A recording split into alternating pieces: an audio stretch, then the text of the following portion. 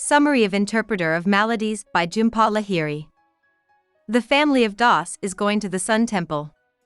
Mr. Kapasi, the family's paid tour guide, is driving, but he has to stop soon after the trip starts because Tina, the family's youngest daughter, wants to go to the bathroom. Mr. Kapasi watches as Mr. Das and Mrs. Das argue about who will go to the bathroom with Tina. Mrs. Das finally leaves with her daughter, leaving Mr. Kapasi in the car with Mr. Das and his two boys. As they wait for the mother and daughter to come back, Mr. Kapasi finds out from Mr. Das that everyone in the Das family was born in the United States, where they still live. But the family comes from India. Mr. and Mrs. Das's parents live in India now that they are retired. Every 2 years, the family goes to see them. Tina and her mom get back in the car. As he sees Mrs. Das coming over, Mr. Kapsi is struck by how she looks. Like her husband, she seems very young and is very good-looking. Mr. Kapasi is interested in the whole Das family because, even though they are Indian, they speak and act like Americans. The group keeps going, and the kids are thrilled to see Hanuman monkeys sitting on trees along the road. One of the monkeys jumps in front of Mr. Kapasi's car, making him have to stop, and another one lands on the hood. Mr. Das uses his camera to take shots of the monkeys.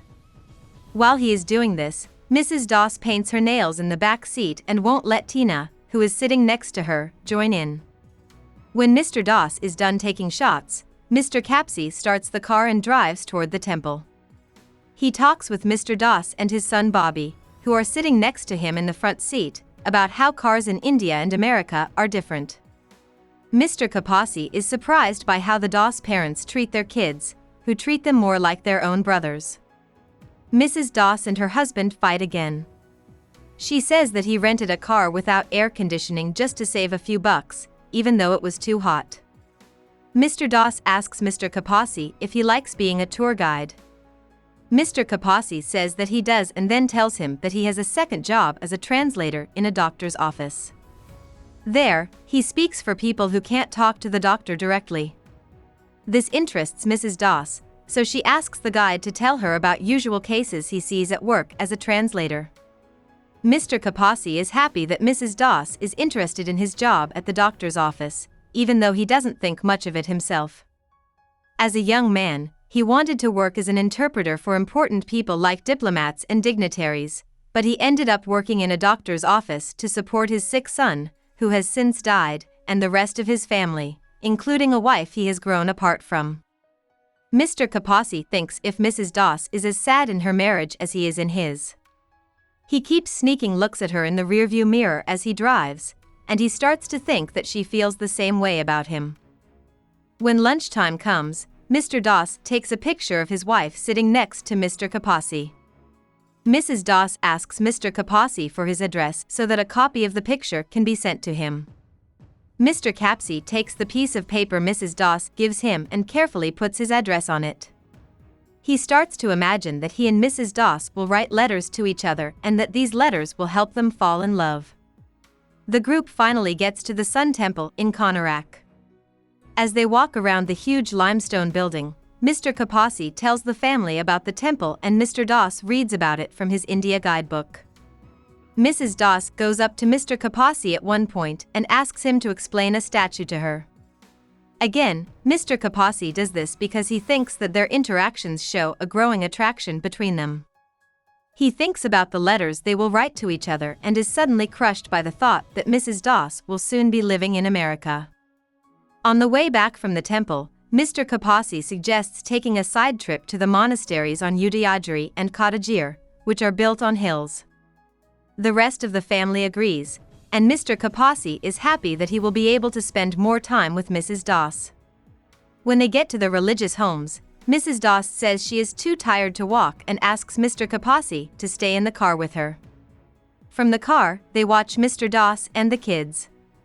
Bobby and one of the Hanuman monkeys, who have now shown up again, pass a stick back and forth. Mr. Kapasi says he is a brave little boy.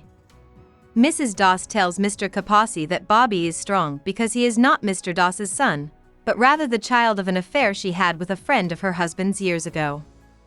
She is telling this story to Mr. Kapasi for the first time. Neither Mr. Doss's Bobby nor the boy's real father know the truth. Mrs. Doss has felt awful around her family for years, and she hopes that Mr. Kapasi, in his job as a medical translator, can say something to help ease her pain. All of this surprises Mr. Kapasi, but he tries not to show it. He listens to Mrs. Doss as she talks about how unhappy and lonely she has been as a wife and mother. Mr. Kapasi learns that Mrs. Doss doesn't like him in a loving way like he thought she did. Instead, she sees him as a father figure who can help her deal with her situation. Mr. Kapasi asks Mrs. Doss if the pain she feels is real or if it is just guilt. This makes Mrs. Doss so mad that she gets out of the car and runs to find her family. As she eats a snack and drops crumbs on the road, monkeys start to follow her. Mr. Kapasi gets out of the car and chases after her to scare the monkeys away. The two people get to Mr. Doss and the kids. Mr. Doss is getting ready to take a picture of the whole family when they quickly realize that Bobby is missing. They look for him and finally find him alone and crying, circled by monkeys who are starting to attack him. Mr. Kapasi scares the monkeys away and picks up the boy who is scared. Mr. Kapasi is tempted to tell Bobby who his real father is as he takes him back to his family, but he doesn't.